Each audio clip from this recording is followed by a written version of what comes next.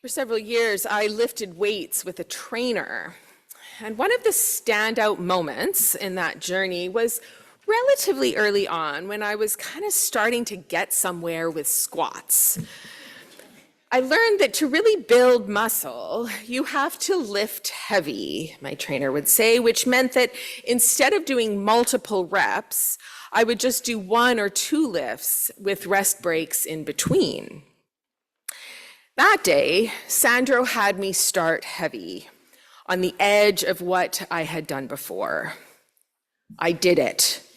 And while I was standing there, feeling kind of good about myself, I noticed him putting more weight on the bar. What? I questioned him, but I did it. And he said, yes. And now you're going to do this. I was skeptical, I'll admit, but I did as I was told. And to my surprise, I managed it. And while I stood there feeling, pretty good about myself, I saw him putting more weight on the bar. What? But I did it, I kind of protested. Yes, Sandro very annoyingly said, and now you're going to do this. Rinse and repeat, as it were. Christine, he finally, not so patiently explained when I pushed back, as long as you keep doing it, I'm going to keep putting weight. I was not pleased. What? You want me to fail? And then it hit me. I had lifted far more that day than I ever thought I could. Left to my own devices, I would never have done it, being satisfied with okay or, pretty good. It felt like failure to me to be unable to lift the next weight. But by then, I had blown past my previous personal best, which is hardly failure.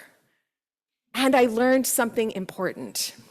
We can only find out what we're really capable of if we go to and push past the edge of our comfort zone. Not so far that we get hurt, but still beyond the limits that we might set for ourselves, sometimes unknowingly. Put out into the deep water, Jesus instructs Simon Peter today, and let down your nets for a catch. Now, Jesus had borrowed Simon's boat to teach those gathered on the lakeshore, including the fishermen cleaning their nets after an unsuccessful night of fishing. It was the wrong time of day to head out fishing, but more than that, the fishers were tired and discouraged with little to no fish to show for a long night's work. They probably just wanted a hot shower, a decent meal, and a nap. But still, Jesus commands, put out into the deep water and let down your nets for a catch. Really, Jesus, we're done, at least for now. And maybe they were just a little bit scared. In Jesus' time, water, especially deep water, was a symbol of chaos and a source of fear. God's first act of creation was to bring order and light to the watery chaos, the face of the deep. Torrents of rain brought on a flood that returned creation to that state of watery chaos for a time. One of Jesus' miracles is to calm stormy waters that threaten to destroy again. The great and fearful sea monster Leviathan resides in the deep. There is much to fear out in the deep water. And perhaps the night before, maybe even regularly, Simon and his compatriots didn't go far enough from shore into the deep water to find the fish. Perhaps the edge of their comfort zone was a harder boundary than they had realized. How could they know that more or different fish might be out there just waiting for their nets past the edge of the familiar, safer, shallower water? Put out into the deep water, Jesus instructs and encourages. Dr. Tina Seelig is a professor of entrepreneurship at Stanford University. She studies luck. Luck, she says, is most often defined as success or failure apparently caused by chance. The operative word is apparently, because we rarely see all the levers that come into play to make people lucky. Having watched for a long time, though, she notes that luck is rarely a lightning strike, isolated and dramatic. Luck is much more like the wind, Dr. Seelig describes, blowing constantly.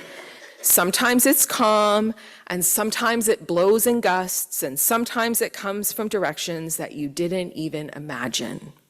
So, she asks, how do you catch the winds of luck? It's easy, but it's not obvious. One thing people can do to kind of build a sail to catch the winds of luck, Dr. Seelig says, is to change your relationship with yourself by increasing your willingness to take small risks that get one out of one's comfort zone. It's something children can teach us because they do it all the time. Going from being a person who can't talk to being a person who can, for instance, means taking the risk of trying out some words.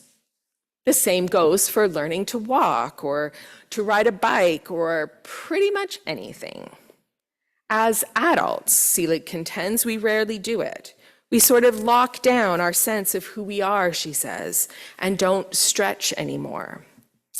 If, however, we take small risks that expand our comfort zone, we might just catch a lucky breeze. Last fall, we began moving with the winds of God at our parish retreat late in November, where we started conversations on a number of topics that concern or interest us here at St. George's. One of the threads that kind of wove its way through has to do with connection. How can we be more welcoming to younger people, one group wondered. And perhaps we could also ask it, like, how do we connect with younger people?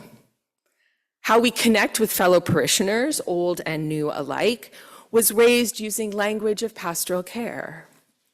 How our buildings and grounds help us connect within and beyond our parish community is an ongoing conversation.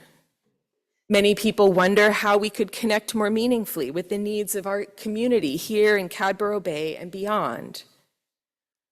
How can we build a sail to catch the winds of connection? What could it mean? What might it look like to move beyond the edge of our relational comfort zone, to put out into deeper water? Simon and his fellow fishers do as Jesus command and quickly experience a problem of success. Their nets become so overfull that they start to break. And worse, the boats fill up so much that they begin to sink into the deep waters, which never stop being scary or uncertain or dangerous. So Jesus reassures Simon once more, do not be afraid. It is a common reassurance when people find themselves in the presence of the holy. Do not be afraid. From now on, you will be catching people. I kind of think the idea of catching people is a little problematic. But the idea that people are the point of following Jesus, that is resonates. It is not a problem, and it resonates deeply with me.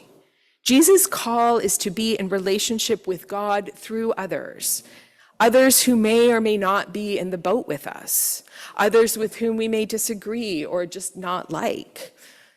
Particularly thinking in times, the political, social climate we find ourselves in, relating with God through others can be a challenge. Relating may mean journeying beyond the edge of our comfort zone.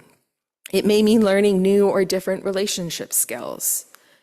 It may feel scary to put out into deep water, to move beyond the limits we barely knew we set for ourselves, to risk raising a sail to catch the winds of God. But what if that's where the fish are?